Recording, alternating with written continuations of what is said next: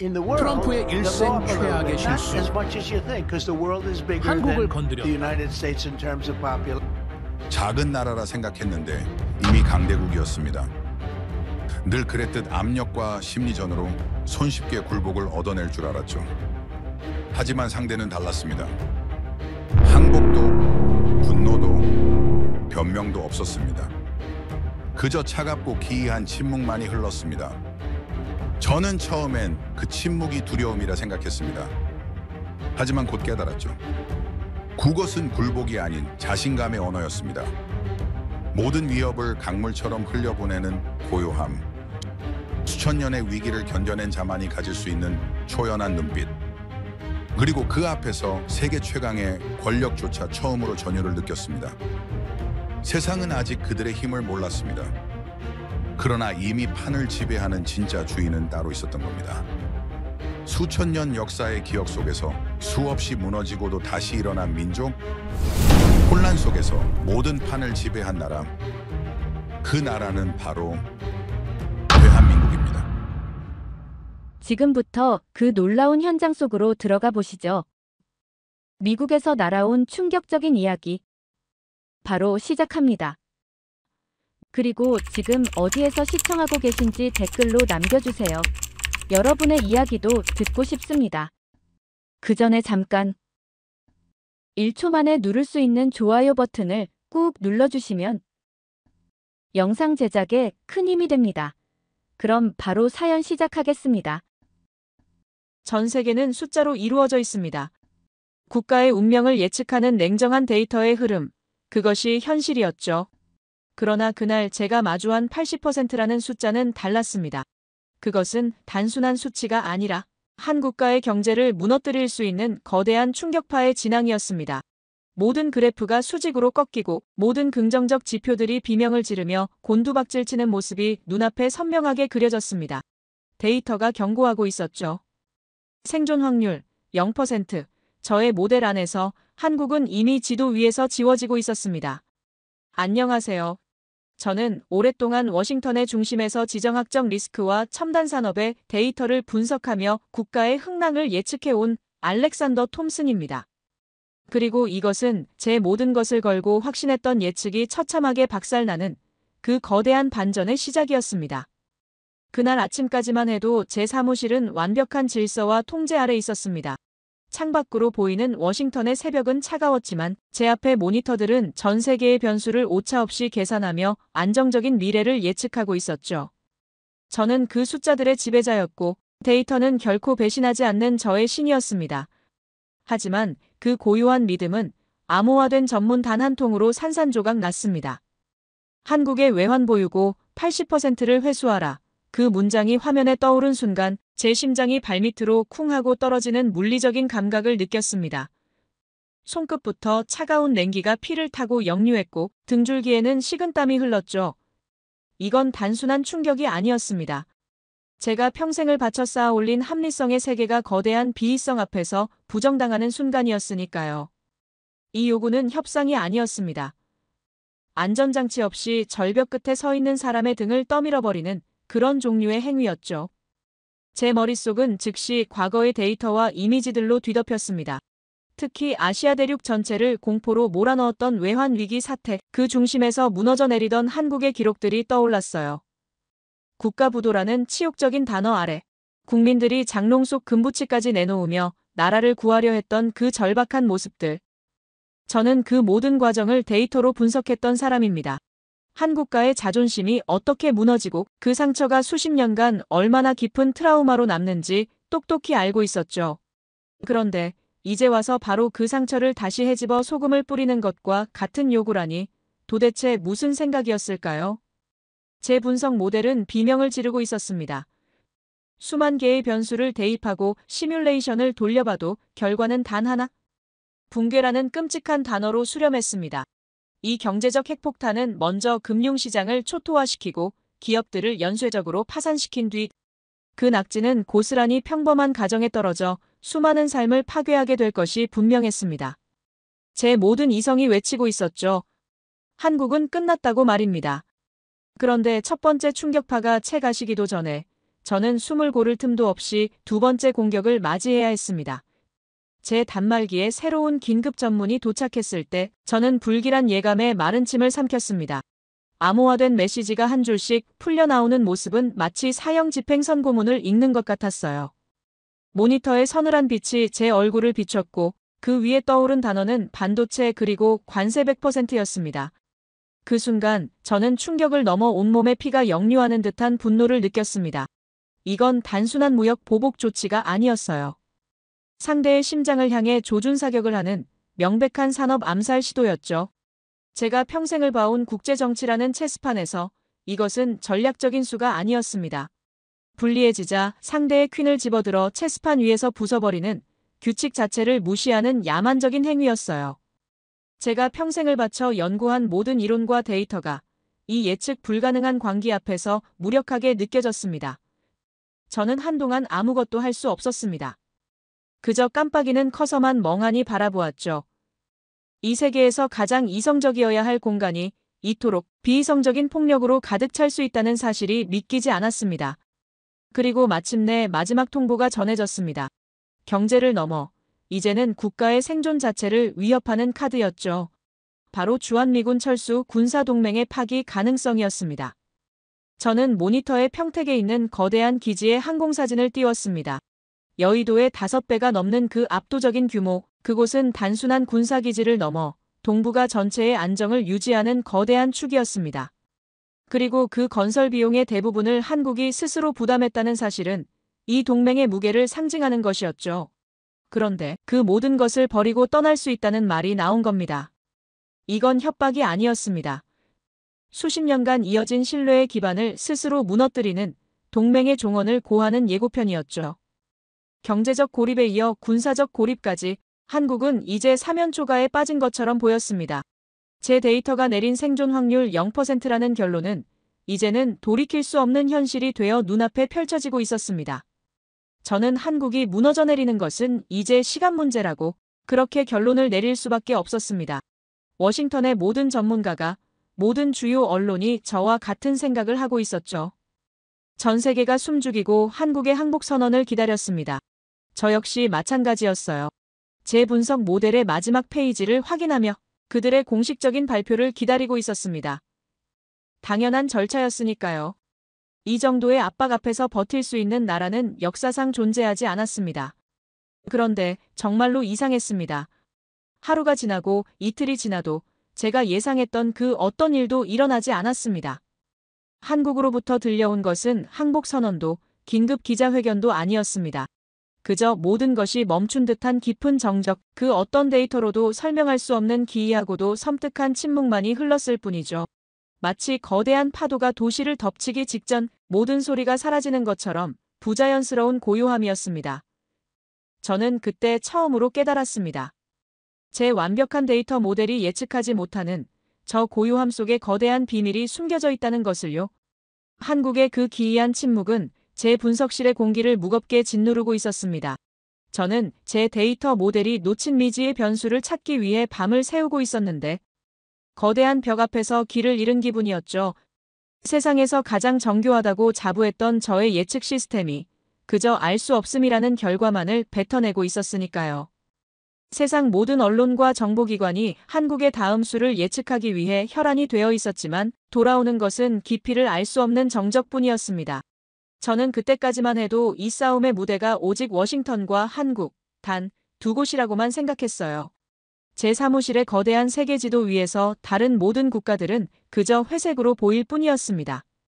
하지만 그것이 제 치명적인 오판의 시작이었습니다. 새벽 4시가 막 지났을 무렵 제 단말기가 미친 듯이 울리기 시작했습니다. 고요했던 사무실의 정적을 찢는 날카로운 경고음이었는데 수십 개의 경고창이 동시에 화면을 뒤덮는 모습은 마치 시스템 전체가 마비되는 것 같았죠. 저는 본능적으로 발신지를 확인했습니다. 당연히 한국에서 보낸 메시지일 거라고 생각했으니까요. 하지만 제 눈을 의심해야만 했습니다. 발신지는 한국이 아니었어요. 바로 월가와 실리콘밸리, 미국 경제의 심장부에서 동시다발적으로 터져나온 비명이었습니다. 관세 절대 불가, 공급망이 무너지면 미국 기술은 질식사한다는 격앙된 내용의 보고서들이었죠. 수십 년간 데이터를 다뤄왔지만 이렇게 일방적인 공격 상황에서 공격자의 진영이 먼저 무너지는 모습은 단 한 번도 본 적이 없었거든요. 이건 한국이 아닌 미국 내부에서 터져나온 아우성이었습니다. 그제야 저는 깨달았죠.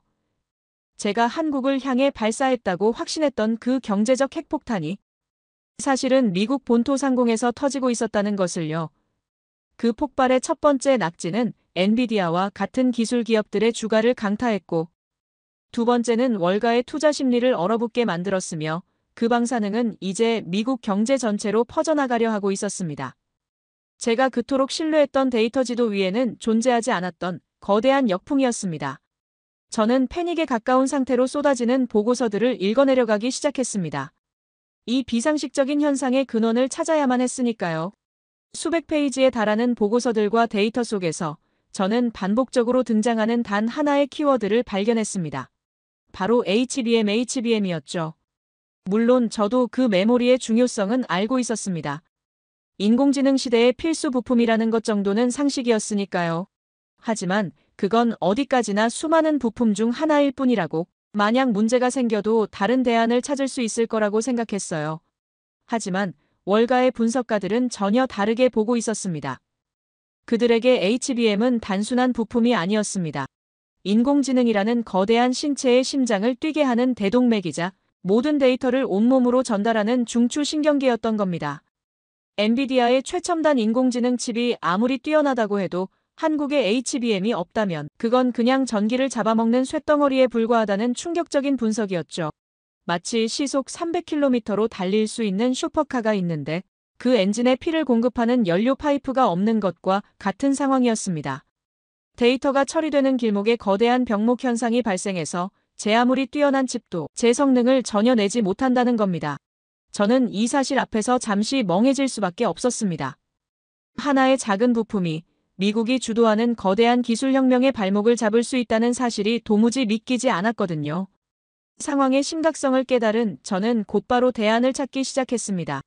당연히 일본이나 미국의 다른 기업들도 비슷한 메모리를 개발하고 있었으니까요. 어떻게든 공급망을 다변화할 방법이 있을 거라고 믿었죠.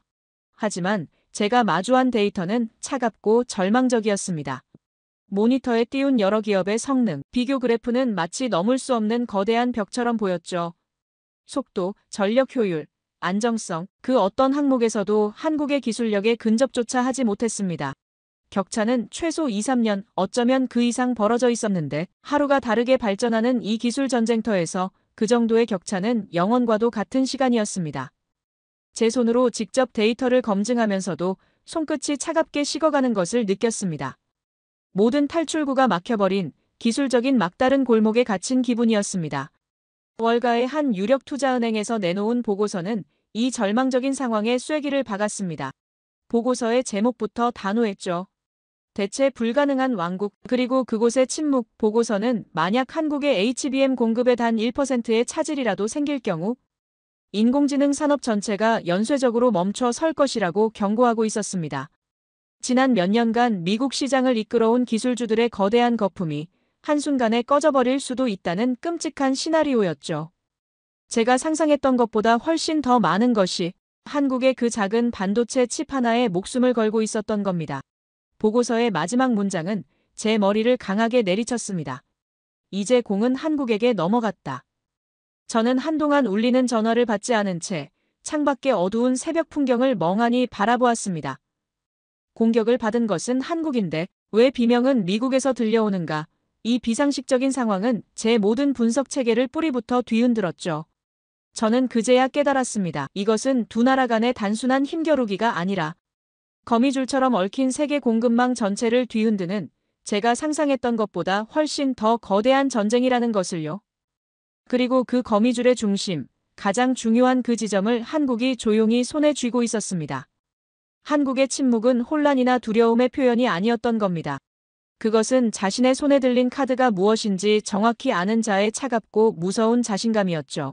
제 분석실의 공기는 무겁게 가라앉아 있었습니다. 미국 내부에서 터져나온 예상 밖의 균열은 제 모든 분석 모델을 혼란에 빠뜨렸지만 그렇다고 해서 한국을 짓누르는 압박의 무게가 가벼워진 것은 아니었죠. 그 행정부의 의지는 여전히 단호했고 언제든 추가적인 공격을 감행할 수 있는 상황이었습니다.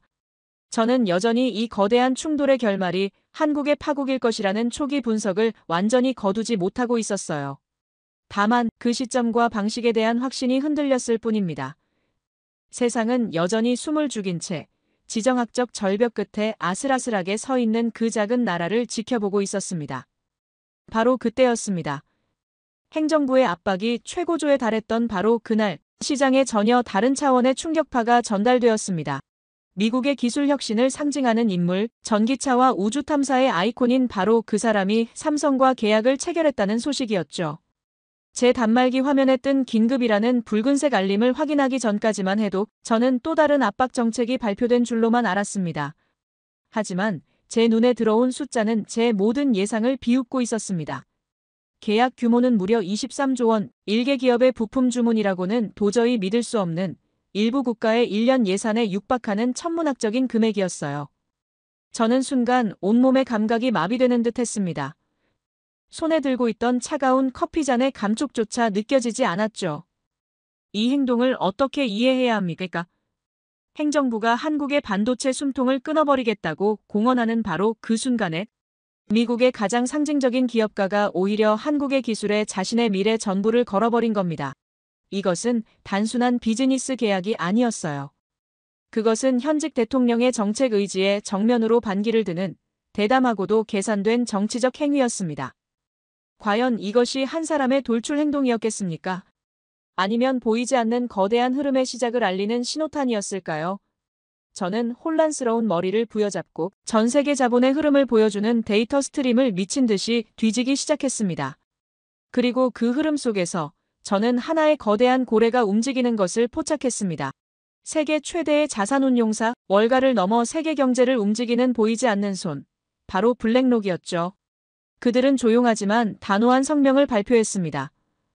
한국을 아시아를 넘어선 세계 인공지능 산업의 핵심 허브로 지목하고 앞으로 수십조 원에 달하는 막대한 자본을 투자하겠다는 내용이었습니다. 저는 그들의 발표문을 읽으며 손끝이 차갑게 식어가는 것을 느꼈습니다. 머스크의 계약이 충격이었다면 이것은 경악 그 자체였어요. 마치 워싱턴이 벌이는 체스게임에 관심 없다는 듯 전혀 다른 차원에서 자신들의 왕국을 건설하겠다는 선언과도 같았습니다. 세계에서 가장 보수적으로 리스크를 관리하는 자본의 제왕이 가장 위험하다고 알려진 지역에 가장 막대한 규모의 투자를 약속한 겁니다. 제 분석 모델 안에서 지정학적 리스크라는 항목은 붉은색 경고등을 뿜어내고 있는데 그들은 마치 그 경고등이 보이지 않는다는 듯이 행동하고 있었죠. 저는 그때 처음으로 근본적인 의문을 품게 되었습니다. 내가 리스크라고 분석한 그것이 어쩌면 그들에게는 기회라고 읽히는 것은 아닐까? 도저히 제 상식으로는 이해할 수 없는 일들이 눈앞에서 벌어지고 있었습니다. 그 의문의 마지막 조각은 인공지능 시대의 새로운 왕으로 불리는 샘 올트먼의 행보가 맞추었습니다. 저는 그저 다음 행선지를 확인하는 수준으로 그의 동선을 파악하고 있었는데 그의 전용기가 향한 곳은 워싱턴이나 베이징이 아니었습니다. 그는 마치 성지를 순례하는 신도처럼 직접 한국을 찾았습니다. 그리고 그곳에서 인공지능 혁신의 미래가 한국의 기술력에 달려있다는 점을 분명히 했죠. 그의 방안은 하나의 상징적인 사건이었습니다. 첨단 제조업의 왕, 금융자본의 왕, 그리고 인공지능 기술의 왕이 마치 약속이라도 한 듯 모두 한 곳을 가리키고 있었으니까요. 이제 패턴은 명확해졌습니다. 이건 우연이 아니었어요. 저는 그때부터 질문을 바꾸었습니다. 왜 리스크에도 불구하고 한국으로 가는가? 가 아니라 한국에 무엇이 있기에 모든 리스크를 압도하는가? 라는 질문으로 말입니다. 저는 한국의 산업 데이터를 처음부터 다시 뜯어보기 시작했습니다. 반도체, 배터리, 전력망, 통신 인프라, 그리고 조선 기술까지 모든 데이터를 하나의 그림 위에 펼쳐놓았죠. 그리고 그 순간 저는 거대한 그림의 실체를 보고야 말았습니다. 마치 안개 속에 가려져 있던 거대한 산맥이 드러나는 듯한 전율이 온몸을 훑고 지나갔습니다. 한국은 단순히 반도체만 잘 만드는 나라가 아니었습니다. 인공지능 데이터 센터라는 거대한 유기체를 구동시키는 데 필요한 모든 것을 자체적으로 생산하고 공급할 수 있는 전 세계에서 유일한 국가였던 겁니다. 최첨단 반도체는 두뇌 역할을 하고 세계 최고 수준의 배터리와 전력망은 쉬지 않고 에너지를 공급하는 심장과 혈관 역할을 합니다. 그리고 세계 1등 조선 기술은 바다 위에 거대한 데이터 센터를 띄울 수 있는 새로운 육체를 만들어낼 수 있었죠. 마치 기저귀부터 전투기까지 모든 것을 만들어내는 나라라는 인터넷에서 본 우스갯소리가 현실의 데이터로 증명되는 순간이었습니다. 마지막으로 저는 한국의 경쟁자들을 분석했습니다. 지정학적 리스크라는 거대한 시한폭탄을 안고 있는 대만은 장기적인 투자처로는 부적합했고 한때 기술대국이었던 일본은 이 새로운 전쟁터에서 필요한 핵심 기술들을 놓쳐버린 상태였죠. 분석을 마치고 의자 깊숙이 몸을 기댔을 때 제 입에서는 긴 한숨이 터져나왔습니다. 답은 명확했어요. 다른 선택지는 없었습니다. 한국은 대체 불가능한 유일한 선택지였던 겁니다. 저는 상상조차 하지 못했습니다. 워싱턴에 그토록 거센 압박을 받던 이 작은 나라가 사실은 미래 산업의 모든 열쇠를 쥐고 세계 자본의 중심이 될 줄은 말입니다. 그 순간 제 마음속에서는 혼란과 경악을 넘어선 어떤 경외심 같은 감정이 조용히 피어오르고 있었습니다. 제 분석실의 거대한 모니터는 이제 한국이라는 단 하나의 주제로 가득 차 있었습니다. 지난 며칠간 제가 목격한 것은 합리적인 데이터 분석의 세계를 넘어선 거의 초현실적인 현상이었죠. 분명 워싱턴의 압박은 그 강도를 더해가고 있었는데 정작 위기감을 느끼는 쪽은 공격을 받는 한국이 아니라 공격을 구경하던 저 자신과 월가의 분석가들이었습니다. 저는 이제 한국을 예측 불가능한 변수가 아닌 이 판의 질서를 새로 쓰는 상수로 놓고 봐야 한다는 것을 깨닫고 있었어요. 하지만 그럼에도 불구하고 저는 여전히 한국 정부가 내놓을 공식적인 답변을 기다리고 있었습니다. 어떤 식으로든 외교적인 수사를 동원해 상황을 봉합하려 할 것이라고. 그것이 약소국이 강대국 앞에서 취할 수 있는 유일한 생존법이라고 믿었으니까요. 하지만 제가 마주한 한국의 공식적인 답변은 제 상상을 또 한 번 처참하게 부수어버렸습니다. 외교적인 수사나 복잡한 협상안 같은 것은 존재하지 않았어요. 그저 짧고 건조하며 칼날처럼 단호한 한마디가 전부였습니다. 때리려면 때려라. 저는 그 문장을 보고 잠시 숨을 쉬는 것조차 잊었습니다. 이게 과연 한 나라의 공식적인 외교 논평이 맞습니까? 동네 불량배들의 싸움에서나 나올 법한 지극히 원초적이고 도발적인 언사였죠. 저는 혹시 번역에 오류가 있었는지 몇 번이고 다시 확인해야만 했습니다. 역사상 그 어떤 나라도 세계 최강대국의 전방위적인 압박 앞에서 이런 식으로 응수한 전례는 없었으니까요. 이건 무모한 객기가 아니었습니다. 오히려 상대방의 칼날 바로 앞에 자신의 목을 들이밀며 찌를 테면 찔러보라. 그 칼이 부러지지 않을 자신이 있다면이라고 말하는 듯한 소름 끼치는 자신감의 표현이었어요. 저는 그때 처음으로 이 작은 나라가 가진 배짱의 실체를 마주하고 덩줄기가 서늘해지는 것을 느꼈습니다. 도대체 이 자신감의 근거는 무엇이고 저들은 무엇을 믿고 이런 극단적인 선택을 하는 것입니까? 제 머릿속은 온통 물음표로 가득 찼지만 제 데이터 모델은 여전히 그 어떤 답도 내놓지 못하고 있었습니다. 저는 혼란스러운 마음으로 한국 내부의 여론을 확인하기 시작했습니다. 당연히 이런 정부의 강경한 태도는 국민적인 반발에 부딪힐 것이라고 예상했죠. 경제가 파탄날 수도 있는 위험한 도박에 국민들이 동의할 리가 없었으니까요. 과거 외환위기 시절 정부의 무능함에 분노하고 절망했던 그들의 모습을 저는 데이터로 똑똑히 기억하고 있었습니다. 하지만 제가 마주한 현실은 또 한 번 저를 핥히고 지나갔습니다. 한국의 여론은 정부에 대한 비판이 아니라 오히려 정부보다 더 강경한 목소리로 들끓고 있었습니다. 죽어도 주지 마라. 2번 다시는 당하지 않는다. 서울 도심의 광장에서 울려 퍼지는 시민들의 목소리는 분노가 아니었어요. 그것은 과거의 치욕을 반복하지 않겠다는 처절한 결의에 가까웠습니다. 우리의 기술을 넘겨주느니 차라리 함께 죽겠다는 그들의 외침 속에서 저는 이 싸움이 단순한 경제전쟁이 아님을 깨달았죠. 이것은 한 민족의 자존심과 생존권이 걸린 총성 없는 독립전쟁이었습니다. 국민과 기업, 그리고 정부가 기술주권이라는 하나의 목표 아래 똘똘 뭉쳐있는 모습은 제가 지난 수십 년간 그 어떤 나라에서도 보지 못했던 광경이었습니다. 저는 그때 확신했습니다. 이 나라는 제가 알던 외환위기 시절의 그 나라가 아니라는 것을요. 그렇다면 기업들은 어떨까요? 이 살얼음판 같은 상황에서 가장 큰 피해를 볼 수밖에 없는 삼성과 SK 같은 기업들은 당연히 정부에 매달려 협상을 애원하고 있어야 정상이었습니다. 저는 그들의 주가가 폭락하고 신용 등급이 하향 조정될 것이라는 비관적인 보고서를 작성할 준비를 하고 있었죠. 하지만 제가 입수한 한국 기업 내부의 분위기는 제 예상을 완전히 빗나갔습니다. 그들에게서는 그 어떤 불안이나 동요도 찾아볼 수 없었어요. 오히려 태풍의 눈처럼 고요하고 차분한 자신감마저 느껴졌습니다. 그들의 자신감은 정치나 외교가 아닌 오직 기술 그 자체에 뿌리를 내리고 있었습니다. 우리가 멈추면 세계가 멈춘다는 차가운 현실을 그들은 누구보다 잘 알고 있었던 겁니다. 워싱턴의 정치인들이 아무리 서류 위에서 위협적인 언사를 쏟아내도 반도체 공장 클린룸 안의 물리 법칙을 바꿀 수는 없다는 것을요. 그들의 그런 묵직한 침묵이야말로 수백 장의 성명서보다 더 강력한 메시지를 워싱턴에 던지고 있었습니다. 그리고 마침내 한국의 경제 전문가들 사이에서 무서운 이야기가 흘러나오기 시작했습니다. 그것은 공식적인 발표가 아니었지만 오히려 그래서 더 현실적인 위협으로 다가왔죠. 관세를 부과하겠다고. 그렇다면 관세만큼 가격을 올려서 팔면 된다. 이 단순하고 명쾌한 한마디는 제 머리를 강하게 내리치는 충격이었습니다. 그제야 이 기이한 자신감의 마지막 퍼즐 조각이 맞춰졌어요. 그들은 이 싸움의 본질을 완벽하게 꿰뚫고 있었던 겁니다. 이것은 한국 기업에 벌을 주는 행위가 아니라 한국의 부품을 써야만 하는 미국 기업과 소비자들에게 벌금을 매기는 행위라는 것을요. 그들이 휘두른 칼은 결국 자신의 심장을 향하게 될 것이라는 사실을 그들은 처음부터 알고 있었던 겁니다.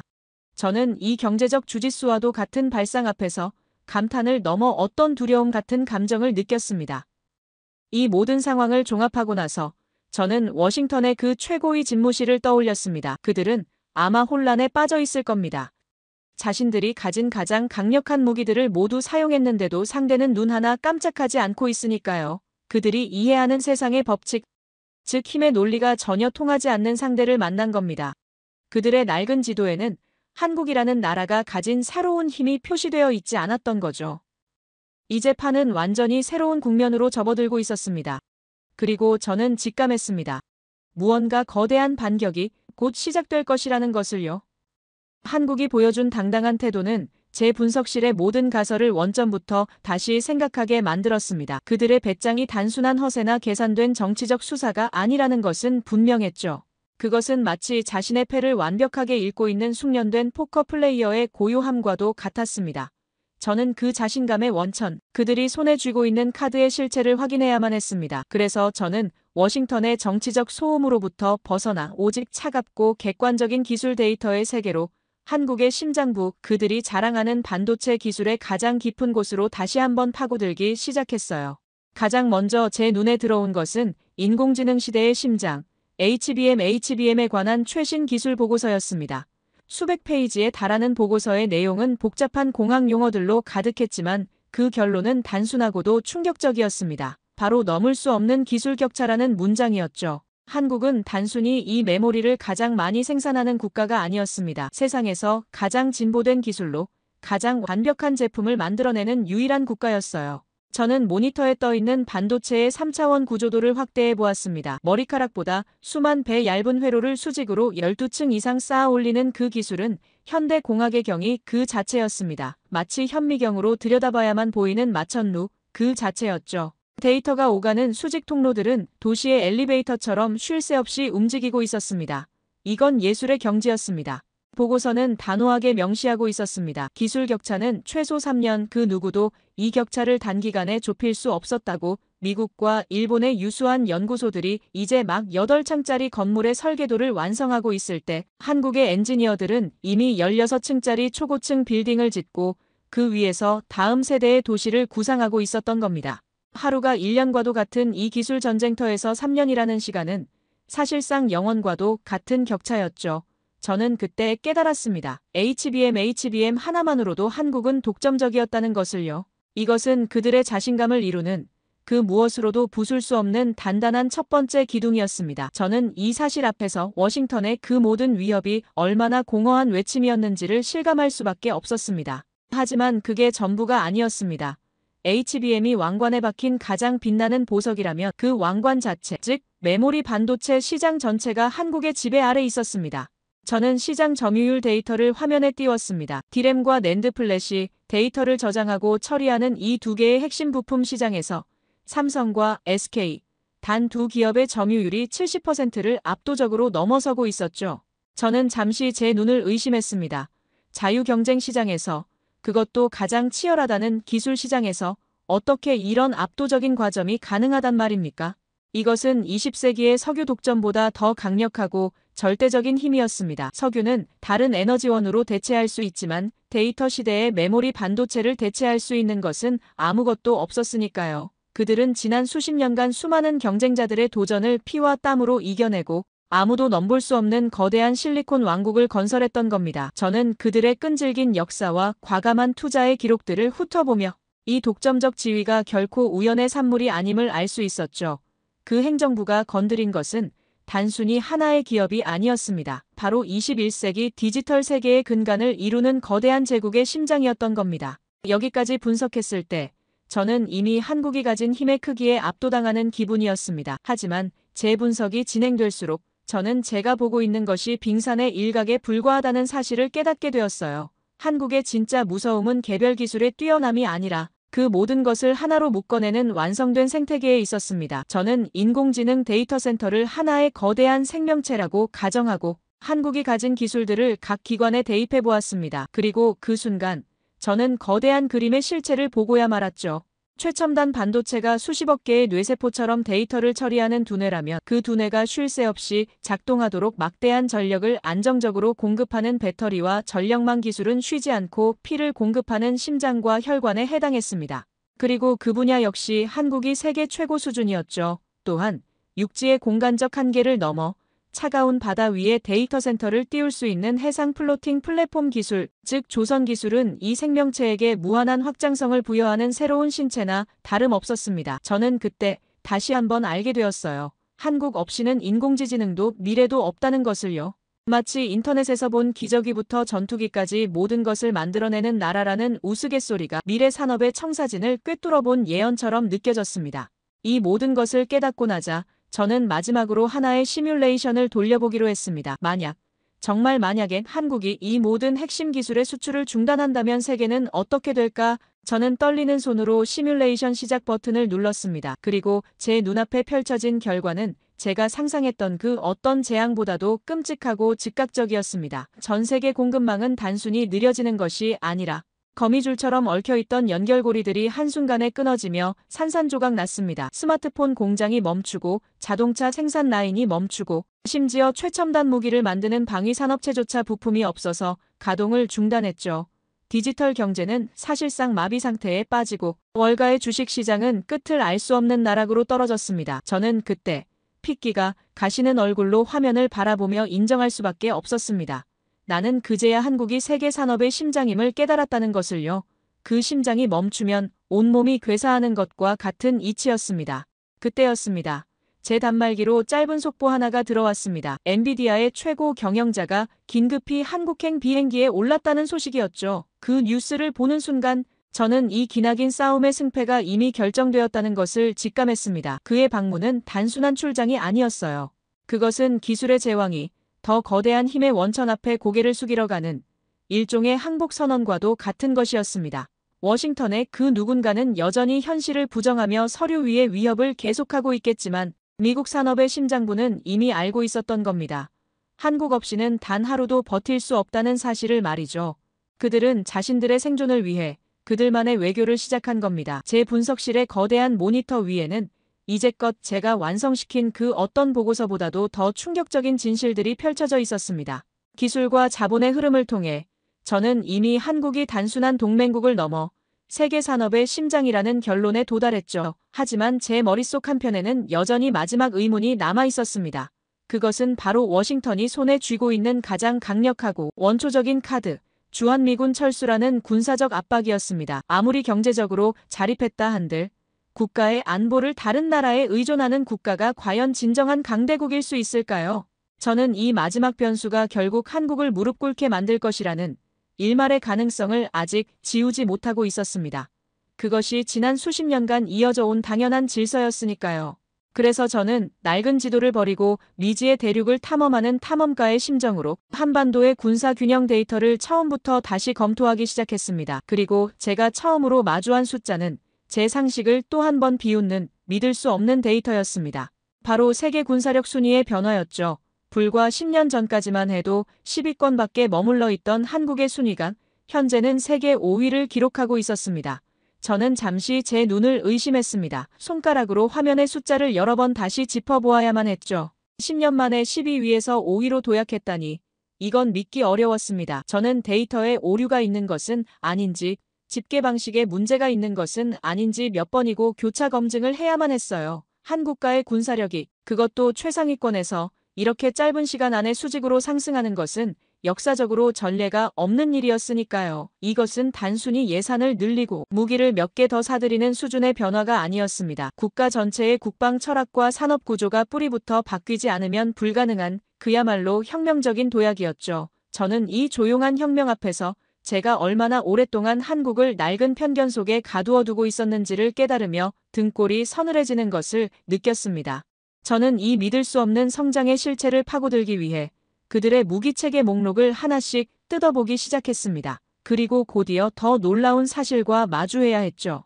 그들은 더 이상 미국의 무기를 수입하는 고객이 아니었습니다. 오히려 세계 방산 시장에서 미국과 어깨를 나란히 하는 강력한 경쟁자이자 수출국으로 변모해 있었던 겁니다. 제 모니터에는 세계 각국으로 팔려나가는 한국산 무기들의 재원과 성능 데이터가 쉴 새 없이 스쳐 지나갔습니다. 폴란드의 혹독한 겨울 평원을 질주하는 K9 자주포의 압도적인 성능, 동남아시아의 깊은 심해를 조용히 누비는 최첨단 잠수함의 정숙성, 그리고 마침내 자신들의 기술로 만들어낸 전투기가 세계의 하늘을 날고 있었습니다. 전투기, 잠수함, 자주포, 한국은 이제 수출국이었습니다. 저는 그들의 무기 수출 목록을 보며 이 나라가 얼마나 조용하고도 치밀하게 자신들만의 힘을 길러왔는지 깨달을 수 있었죠. 마치 제자라고 생각했던 학생이 어느새 자신만의 학파를 세우고 스승의 자리를 위협하는 것을 목격한 듯한 그런 서늘한 충격이었습니다. 그들은 더 이상 도움을 받는 존재가 아니었습니다. 스스로의 힘으로 서는 것을 넘어 이제는 다른 나라의 힘을 빌려주는 존재가 되어 있었습니다. 하지만 저를 진정으로 전율하게 만든 것은 단순히 눈에 보이는 무기들이 아니었습니다. 그 모든 것을 하나로 묶어 유기적인 전투 시스템으로 완성시킨 그들의 국방 전략, 이른바 삼축 체계의 실체였죠. 저는 그들의 방어 시스템 설계도를 보며 이것이 단순히 적의 공격을 막아내는 수동적인 방패가 아님을 알 수 있었습니다. 이것은 자신들의 운명을 그 누구의 손에도 맡기지 않겠다는 차갑고도 결연한 의지의 결정체였습니다. 첫 번째 축인 킬체인은 적의 공격 징후를 사전에 탐지하고 핵과 미사일 기지를 선제 타격하는 날카로운 창이었고, 두 번째 축인 한국형 미사일 방어체계는 혹시라도 날아오는 모든 위협을 다층적으로 요격하는 철벽 방패였습니다. 그리고 마지막 세 번째 축인 대량 응징 보복은 그 모든 방어를 뚫고 공격을 감행한 적에게 상상 이상의 보복을 가해 수도를 지도상에서 지워버릴 수도 있는 숨겨진 비수였죠. 창과 방패, 그리고 비수까지 이 완벽한 삼위일체는 오직 자신의 힘으로 자신의 운명을 결정하겠다는 강력하고도 무서운 선언이었습니다. 저는 이 전략 앞에서 깨달았습니다. 한국은 이미 군사적으로도 자립할 수 있는 강국이었다는 것을요. 이 모든 것을 깨닫고 난 뒤 저는 워싱턴이 마지막 카드라고 믿고 흔들어대던 주한미군 철수라는 위협을 다시 바라보았습니다. 그러자 이제껏 보이지 않던 진실이 보이기 시작했죠. 그것은 더 이상 위협적인 카드가 아니었습니다. 그저 아무런 힘도 없는 종이 호랑이에 불과했습니다. 저는 저도 모르게 헛웃음을 터뜨리고 말았습니다. 워싱턴의 그 누군가는 상대가 이미 자신을 뛰어넘는 무기를 손에 쥐었다는 사실조차 모른 채 낡은 총을 흔들며 위협하고 있었던 겁니다. 그의 그 위협은 현실을 제대로 보지 못하는 자의 공허한 독백처럼 들렸습니다. 오히려 주한미군 철수는 한국의 위기가 아니라 미국의 손해였습니다. 저는 평택에 있는 거대한 미군 기지의 위성 사진을 다시 화면에 띄웠습니다. 이곳은 동북아시아 전체를 감시하고 중국과 러시아를 견제하고 미국의 세계 전략에 있어 가장 중요한 심장부였습니다. 그리고 그 심장을 건설하고 유지하는 비용의 대부분을 한국이 부담하고 있었죠. 만약 미군이 이곳에서 철수한다면 미국은 이 정도 규모와 전략적 위치를 가진 기지를 이 정도의 비용으로 세계 그 어디에서도 다시는 구할 수 없을 겁니다. 그들은 스스로를 가두는 황금 감옥을 한국의 돈으로 지어놓은 셈이었어요. 그들은 손님이었지만 마치 주인인 것처럼 행동하고 있었던 겁니다. 저는 그때 비로소 모든 것을 알 수 있었습니다. 경제, 기술, 그리고 이제는 군사력까지. 한국은 이미 그 어떤 외부의 위협에도 흔들리지 않을 만큼 단단하고 강인한 국가가 되어 있었습니다. 워싱턴의 압박은 그들을 무너뜨린 것이 아니라 오히려 그들이 얼마나 강한 존재인지를 전 세계에 증명하는 계기가 되어 주었을 뿐이죠. 그들은 더 이상 보호가 필요한 동맹이 아니었습니다. 이미 세계의 질서를 움직이는 새로운 강대국이었습니다. 저는 조용히 보고서의 마지막 문장을 작성했습니다. 이제 모든 역할은 끝났다. 배우는 퇴장하고 새로운 주인이 무대에 오를 시간이다. 제 분석실의 거대한 세계 지도 위에서 저는 이제껏 보지 못했던 새로운 선들이 그려지는 것을 보고 있었습니다. 그것은 국경이나 군사동맹을 표시하는 낡은 선이 아니었어요. 기술과 자본, 그리고 권력이 이동하는 보이지 않는 길이었죠. 한국이라는 작은 점을 중심으로 전 세계의 모든 선들이 마치 새로운 자기장처럼 재편되고 있었습니다. 저는 이 거대한 변화의 소용돌이 속에서 워싱턴이 던졌던 그 오만하고 폭력적이었던 카드들이 이제 워싱턴의 심장부에서 어떤 결과를 낳고 있는지를 마지막으로 확인하기 시작했습니다. 가장 먼저 분석한 것은 관세 폭탄의 여파였습니다. 저는 미국의 소비자 물가지수와 주요 기업들의 재고 관리 데이터를 화면에 띄웠습니다. 그리고 그 숫자들 속에서 저는 명백한 균열을 발견할 수 있었죠. 한국을 흔들려던 압박은 미국에서 먼저 균열을 만들었습니다. 한국산 반도체와 부품 없이는 미국의 최첨단 공장들은 심장이 멎은 거인과도 같았어요. 생산은 지연되고 재고는 바닥을 드러내고 있었죠. 그리고 그 모든 비용은 눈덩이처럼 불어나 고스란히 미국 기업들과 소비자들에게 전가되기 시작했습니다.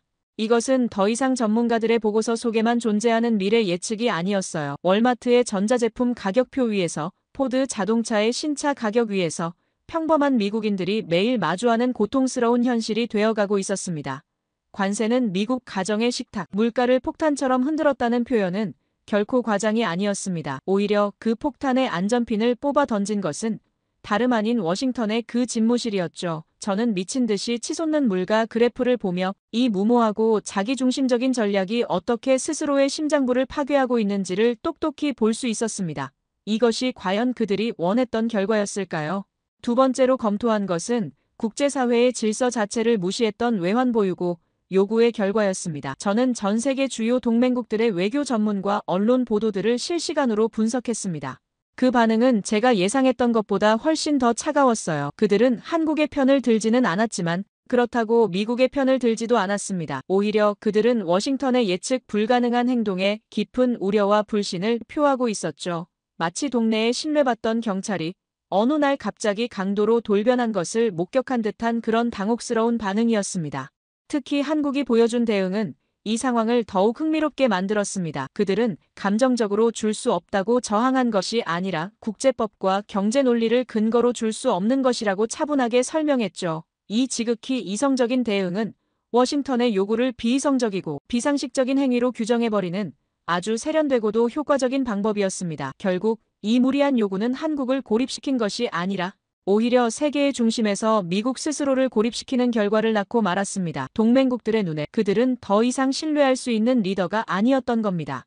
마지막으로 저는 그들이 가장 강력하다고 믿었던 카드, 주한미군 철수 위협이 어떻게 무력화되었는지를 살펴보았습니다. 제 분석은 이미 그 위협이 본질이 공허하다는 쪽으로 기울고 있었지만 워싱턴 내부에서 들려오는 소식들은 제 분석을 현실로 증명해주고 있었죠.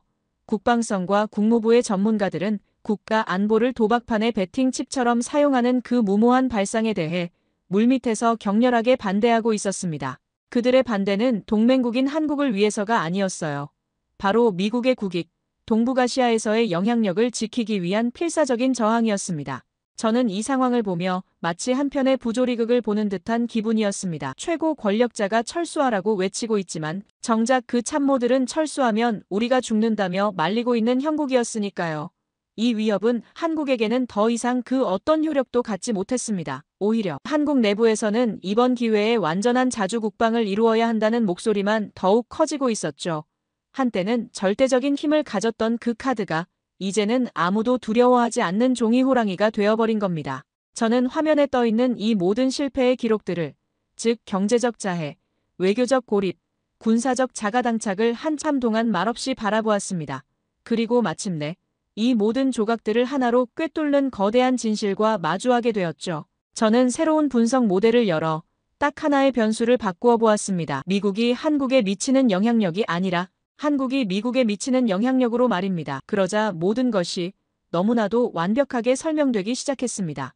반도체 기술의 의존성, 인공지능 산업의 미래, 월가의 안정, 그리고 동북아에서의 군사적 패권까지 그 모든 것의 중심에 한국이 있었습니다. 지난 수십 년간 우리가 당연하게 생각해왔던 모든 관계가 사실은 완전히 뒤집혀 있었던 겁니다. 다시 한번 알게 된 것은 미국이 한국을 필요로 한다는 것이며 이건 감정적인 수사가 아니었습니다. 수만 개의 데이터가 증명하는 차갑고도 명백한 현실이었습니다. 제 분석실의 거대한 세계 지도 위에서 이제 권력의 흐름은 더 이상 워싱턴에서 뻗어나가지 않았습니다. 오히려 서울이라는 작은 점에서 뿜어져 나오는 강력한 에너지가 전 세계의 기술과 자본을 끌어당기고 있었죠. 저는 그 거대한 흐름의 역전을 제 눈으로 똑똑히 목격하고 있었습니다. 이 반전의 순간 앞에서 저는 더 이상 분석가가 아니었습니다. 그저 새로운 시대의 탄생을 경외감에 찬 눈으로 바라보는 한 명의 증인이었을 뿐입니다. 제 분석실의 거대한 세계 지도 위에서 이제 권력의 흐름은 더 이상 워싱턴에서 일방적으로 뻗어나가지 않았습니다. 오히려 서울이라는 작은 점에서 뿜어져 나오는 강력한 에너지가 전 세계의 기술과 자본을 끌어당기고 있었죠. 워싱턴의 정치적 소음과는 무관하게 세상의 진짜 거물들은 이미 답을 알고 있었습니다. 첨단 제조업의 왕과 금융자본의 제왕, 그리고 인공지능 기술의 선지자까지 그들의 발걸음이 왜 한결같이 한국으로 향했는지 이제 그 의미는 너무나도 명확해졌습니다. 그들의 움직임은 단순한 투자가 아니었어요. 그것은 미래가 어디에 있는지를 온몸으로 증명하는 거스를 수 없는 시대의 선언이었습니다. 세계는 더 이상 한국을 의심하지 않습니다. 이제는 배우려 합니다. 그들이 어떻게 이 모든 것을 이뤄냈는지, 그 저력의 비밀은 무엇인지 알고 싶어 하죠. 한때는 변방의 작은 나라, 전쟁의 폐허 위에서 원조를 받던 그 나라가 어떻게 반세기 만에 세계 산업의 심장으로 거듭날 수 있었을까요? 그 해답은 단순히 반도체나 자동차 같은 개별 산업의 성공 신화만으로는 설명할 수가 없었습니다. 그것은 훨씬 더 근본적인 힘, 즉 반도체와 조선, 배터리와 군사력까지 미래 시대에 필요한 모든 것을 스스로 만들어내는 풀패키지 강대국으로서의 압도적인 실체였습니다. 서울의 한 방산 전시회에서 본 광경이 떠오릅니다. 그곳에 전시된 최첨단 무기들은 더 이상 단순한 강철 덩어리가 아니었어요. 세계 최고의 반도체 기술과 인공지능, 그리고 배터리 기술이 결합된 살아 움직이는 유기체와도 같았습니다. 그 모습에서 이 나라가 가진 저력의 깊이를 다시 한번 실감할 수 있었죠. 눈에 보이는 화려함보다 그 안에 담긴 기술의 깊이와 산업 생태계의 단단함이 보는 이를 압도하고 있었습니다. 이 모든 것을 목격하고 나니 제 머릿속에서는 두 개의 영상이 선명하게 교차하기 시작했습니다. 하나는 제가 데이터베이스 속에서 수없이 보았던 외환위기 시절의 낡은 흑백 영상이었습니다. 국가부도라는 치욕적인 현실 앞에서 고개를 숙인 사람들, 절망과 무기력에 빠진 거리의 풍경은 보는 것만으로도 가슴이 아팠죠. 하지만 다른 한편에서는 지금 제 눈앞에 펼쳐지고 있는 21세기 대한민국의 컬러풀한 영상이 재생되고 있었습니다. 전 세계 젊은이들이 열광하는 문화의 중심지, 밤낮을 가리지 않고 새로운 기술이 탄생하는 혁신의 심장부, 그리고 그 어떤 위협 앞에서도 당당하게 자신들의 목소리를 내는 자신감 넘치는 사람들의 모습. 이 두 개의 영상을 어떻게 같은 나라라고 할 수 있겠습니까? 불과 한 세대 만에 절망의 흑백 필름을 희망의 풀컬러 영상으로 바꾸어 놓은 그들의 힘은 정말이지 경이롭다는 말 외에는 표현할 길이 없었습니다. 작은 나라라고요? 아닙니다. 한국은 이미 강대국이었습니다. 그렇다면 이 모든 것을 가능하게 한 진짜 힘은 어디에서 나왔을까요? 저는 그 해답을 기술이나 군사력이 아닌 뜻밖의 곳에서 찾을 수 있었습니다. 바로 위기 앞에서 하나로 뭉치는 그들의 놀라운 결집력이었죠. 정부가 흔들리지 않고 기업이 기술력으로 버티고 국민들이 두 번 다시는 지지 않겠다며 한 목소리를 내는 그 모습. 그것이야말로 그 어떤 최첨단 무기보다도 강력한 이 나라의 진정한 전략 자산이었습니다. 그들은 위기를 통해 더 단단해지고 압박을 통해 더 강해지는 그런 특별한 민족이었던 겁니다. 수많은 외세의 침략과 역경 속에서도 꺾이지 않았던 그들의 역사가 오늘날의 기적을 만들어낸 보이지 않는 엔진이었던 셈이죠. 이제 워싱턴의 분석가로서가 아니라 한 명의 인간으로서 이 위대한 역전의 서사를 목격한 증인으로서 선언하고자 합니다. 관계는 완전히 역전되었습니다. 이제는 미국이 한국을 필요로 합니다. 그리고 나는 미국 전문가로서 한국이 미래의 심장임을 선언합니다. 그 심장은 지금 이 순간에도 세계를 향해 새로운 피를 힘차게 뿜어내고 있습니다. 이 이야기는 결코 과장이 아니에요. 제가 직접 데이터로 확인하고 제 눈으로 목격한 21세기의 가장 위대한 반전 드라마였습니다. 우리의 후손들이 살아갈 미래는 아마도 지금과는 많이 다를 겁니다. 하지만 한 가지는 확실해요. 그 미래의 중심에는 바로 이곳, 대한민국이 있을 것이라는 사실입니다. 부디 이 놀라운 성취를 자랑스러워하고 더 큰 책임감으로 세계를 이끌어 나가는 나라가 되었으면 좋겠습니다. 그리고 더는 과거의 상처에 얽매이지 않고 자신들이 이룬 위대한 역사를 바탕으로 더 밝은 미래를 열어가기를 진심으로 바랍니다. 제 이야기를 끝까지 들어주셔서 감사합니다. 모두 안녕히 계세요. 오늘의 사연 어떻게 들으셨나요? 처음에는 작은 나라라고만 여겨졌지만 이야기가 진행될수록 그 나라가 가진 힘은 단순한 경제나 군사력이 아니었죠. 압박에도 무너지지 않는 배짱, 그리고 침묵 속에서 드러난 자신감. 결국 그것이 세상을 움직이는 진짜 힘이었습니다. 어쩌면 이건 한국가만의 이야기가 아니라 우리 모두가 위기를 어떻게 마주하고 또 어떻게 극복할 수 있는가에 대한 메시지일지도 모릅니다. 강대국도 무릎 꿇게 만든 건 화려한 무기가 아니라 조용히 쌓아온 기술과 의지였으니까요. 여러분은 어떻게 생각하시나요? 정말 강대국의 정의는 힘의 크기에서 오는 걸까요? 아니면 꺾이지 않는 의지에서 오는 걸까요? 여러분의 생각을 아래 댓글에 남겨주세요. 그리고 감동적인 사연을 주변 사람들과 공유하고 함께 이야기 나눠보세요. 마지막으로 1초밖에 걸리지 않는 구독과 좋아요, 알림 설정은 영상 제작에 큰 힘이 됩니다. 지금까지 감동을 담아 여러분께 진심을 전하는 감동담기였습니다. 오늘 하루도 행복한 하루 보내세요.